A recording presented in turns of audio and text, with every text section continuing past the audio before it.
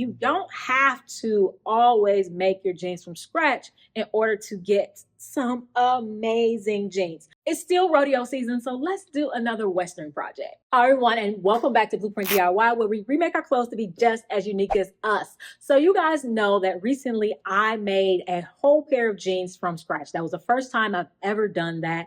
It had its ups and downs, but I'm excited to announce that I have made a whole second pair. I revamped the pattern to make it have pockets in the front, which I love, to fit way better in the hips and butt area, and a couple of other things that I did. They're super, like, they're perfect length, perfect everything, but you don't have to always make your jeans from scratch in order to get some amazing jeans. So the other day I was scrolling, as I do, and I saw these jeans on TikTok worn by, I think his name is Obio Jones, and they're a Y Project jean. I saw them way back when they first came out, and I wanted to do them then, but that made me want to do them again because I felt like it would be a pretty simple, though time-consuming project. So this is not a 60-minute challenge. This took me all day, and you're going to see why, but the steps are really simple. So let's do it. All right, here are the jeans before. I'm going to take my shoes off because they're very long. So I may shorten them, and then they're also too big. I wish they were my size, because I don't want to have to do that. I've done that for videos, and I didn't want this video to be about taking these jeans in. But they're perfect because they do have some stains, some spots, some damage that make them a perfect candidate to have something cover them. So like the design goes like here and there, and it'll go down. So I need to figure out how short, so how much I want to cut off, how much I need to take in. And I'm pulling the waistband in the back. I really only need to take in, I only want to take in the waist, really, because I don't want the hips to get any smaller. So like if I pull in the butt, yeah, I don't really need these to fit in the hips so much, but I want it to fit in the waist. But this other part should be as easy as making the panels, adding buttonholes, and adding buttons. I always say that, and then chaos ensues. So we're gonna see. All right, I have a piece of just paper that I'm putting over the jean, and I'm gonna try to make a little pattern because we want the little patch piece to come like that. So there, follow the seam.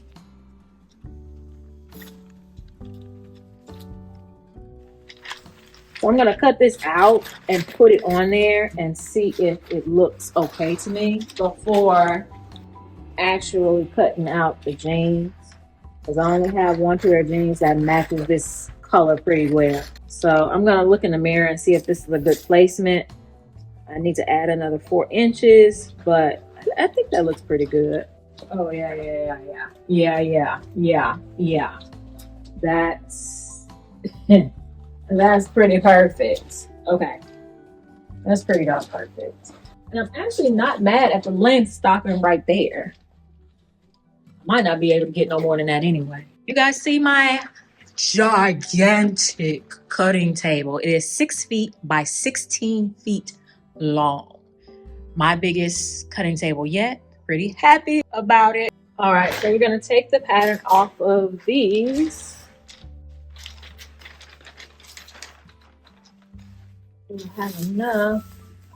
We barely have enough without hitting the pocket. So I'm gonna lay this on here, and I do want to cut through both layers because we are gonna do a double layered piece. Oh, I need seam allowance. Crap. I forgot about that. And I am gonna use my electric scissors for this because I no longer want to cut denim with regular scissors. Ever since making jeans, scratch. I refuse. I'm just going to try to keep an even amount of seam allowance.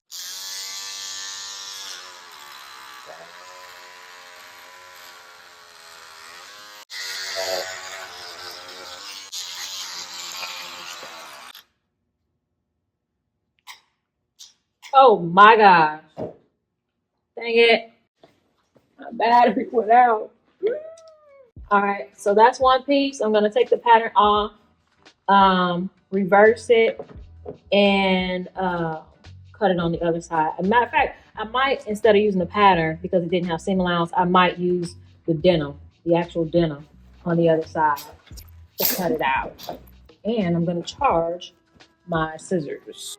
All right, so we have our pieces. I'm going to lay them good side to good side.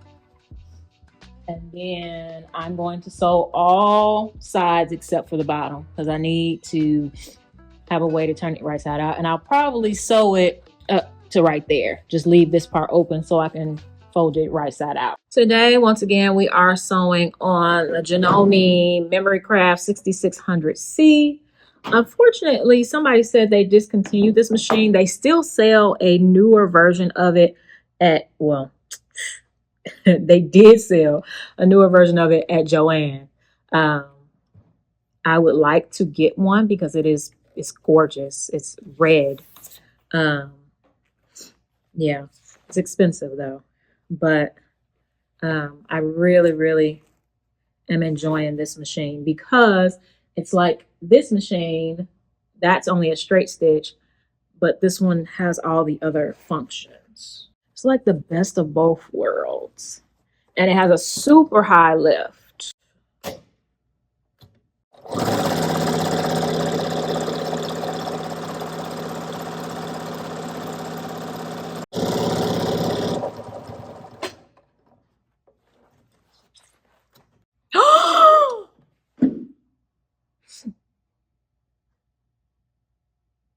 So I did a live yesterday, and a joke on the live was that I was almost out of bobbin thread, and we're going to see how far I could go, and sat down at this machine today and forgot that I was almost out of bobbin thread. I wish that this machine had the same size bobbins as that machine, because that machine has larger bobbins and the bobbin winds all the way to the edge. So you have to change the bobbin a whole lot less, which I absolutely love. And I was able to find gold bobbins for it. So that's just a little special thing. But yeah, that machine actually threads like an industrial machine. This machine threads like a regular sewing machine.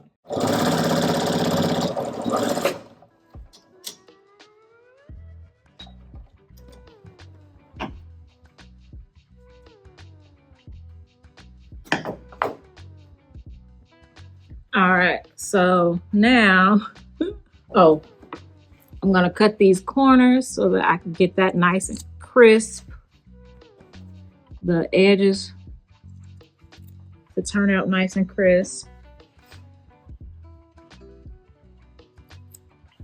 On those corners. And I did not leave probably nearly enough of a hole to make this easy on myself. But we got to turn this right side out and iron. The reason I left a smaller hole is because when I do the top stitch, I want it to naturally fold in. I don't want to have to figure out what that fold should be and push it in and all that good stuff. Let's see. K-Shell might be here. I've been missing my baby.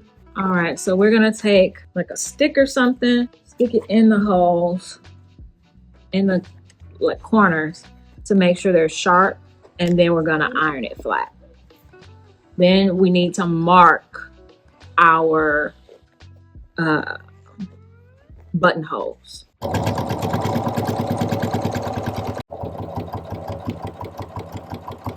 All right, if you haven't subscribed, what are you waiting for? Definitely hit that subscribe button and turn on all notifications so you don't miss a thing. You can see the sign behind me. This is for Blueprint Studios, where I do teach sewing classes in person in Houston, Texas. So if you are in the area, definitely check that out. But I also have a ton of upcycle and learn to sew videos right here on this channel for free.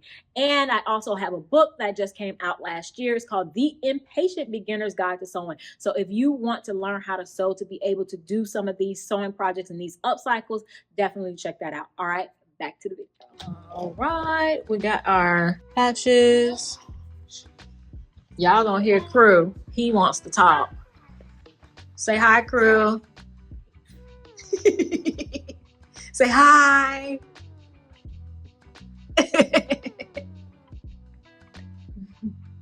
He just got back from New York, y'all. He's a well-traveled baby. As every boss baby should be. All right, so I have these buttons that I ordered from this kit. And I have 29 buttons. I need 28, so we're doing good. I'm just gonna sort them and see where I wanna place them. If you don't wanna do any math, this is the best way to do it, because then you can look and see how you wanna space them. That's right. Tell them, Crew. So I'm just gonna lift them and mark. And then I'm just gonna match them to the other pair. And let's hope we can make all of these buttonholes flawlessly. Okay, we're gonna put the button in the buttonhole foot. Lock that in. Not too tight though. Okay. Give a little bit of room. Take this foot off. There we go. Okay, for this sewing machine, we switched to mode 3. I'll show you up here. I want to do a number 8. Oh, I want to do a number 18 buttonhole. Nah, I'm gonna do 17. I'm gonna be safe. Y'all look. I always feel like somebody's watching me. Is it good, Crew? Okay, we're gonna go to 17. All right, so we gotta put this down. Oh, why'd a button flip out?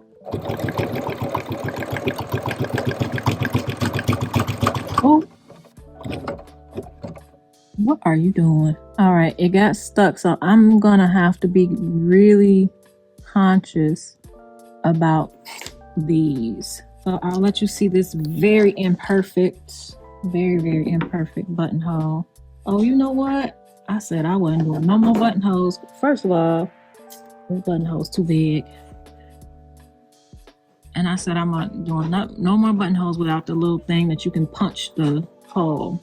So I need to order that on Amazon. Because that's a lot of buttonholes to rip, and I'm not doing it today. All right, we reset, put this up.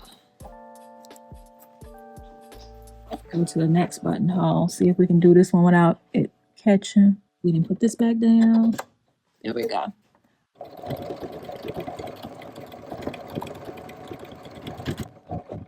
All right. And that one is perfect. So there we go. So now we got to open them up. 28 buttonholes is crazy. Dang it. I forgot I got to open them. All I need to do is go in the direction of the pen. I want to finish this today, but I'm scared I'm gonna rip through a buttonhole like I did the other day. And this is a lot of opportunity to rip through a buttonhole because it's 28 of them. Let me show you how I typically open buttonholes. I put a pin on the end, one end, it doesn't matter which end, the opposite end from where I'm gonna start. And then I put the seam ripper in the opposite end from the pin. Once it makes a hole, you want to carefully push the seam ripper towards the pin, and the pin allows you to stop so that you don't rip, like I can't go anymore. The pin allows you to stop so you don't rip through any more of the buttonhole. So that's one successfully done. I'm going to do the rest off camera so that I can focus and be in the right angle. All right, 28 buttonholes open without any incidents. I have redeemed myself. I'm happy. I guess maybe I just don't have the ability to do it live. All right, I need something to mark where my buttons go. And we're just gonna go inside each buttonhole. And actually, if I wanted to change this up and put a different, like I could put like cowhide, I could put leather, I could redo this and, you know, make them interchangeable if I wanted. All right, now did all marks get marked? I think all marks got marked. Now our buttons. I've been putting all my holes in lately with this just X-Acto blade. We don't want to go through both layers, so I'm just going to lift it up, add a hole, twirl that around, and then I need the other piece of this to go in here where the hole is. Do our best to get that to come through. Then once it's through, that one is this one right here. Oh, that was smart to lay them out like that. And then we could just screw it in. And then once it won't twirl on itself, then you can get the screwdriver. It came with a little tiny screwdriver and screw it in. I might be able to do all of them and then just turn it inside out and do it that way. Will this be cold on the inside? Probably so. But it's about to be hot in Texas, so maybe that'll be a welcome feature. All right, so that one is in. It's very strong, very sturdy. And now we are going to go ahead and put the rest of them in. This is what the little other side looks like, and it's just a screw post. All right, so I got all the buttons on. One side is completely on. We're about to tighten this side. So all I do is go inside, hold the button part, and screw this part as tight as I can. All right, so all we have to do now is put the panel on. All of our buttons are nice and secure. And if our buttonhole size was right, they'll be tight, but not too tight. And I did decide how I wanted to take in the jeans. I think I'm just gonna add a little elastic. Oh my gosh, that looks so good.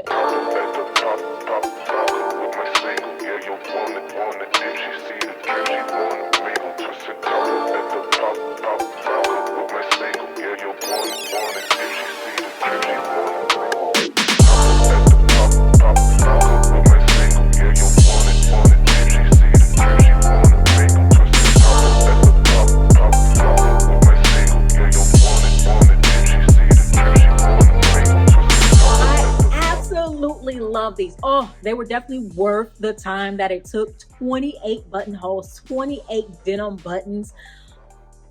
That was a lot, but I didn't damage any buttonholes and I got all the buttons on and we all did it in one day. So I am super, super happy. I am going to wear these out, absolutely out. I wish I had my boots here to style them properly, but I definitely wanted to make sure I got this video out to you guys in a timely manner. So I hope you guys enjoyed it. Definitely let me know what you want to see next and make sure you hit that subscribe button so you don't miss a thing. All right, I'll see you in the next one. Bye.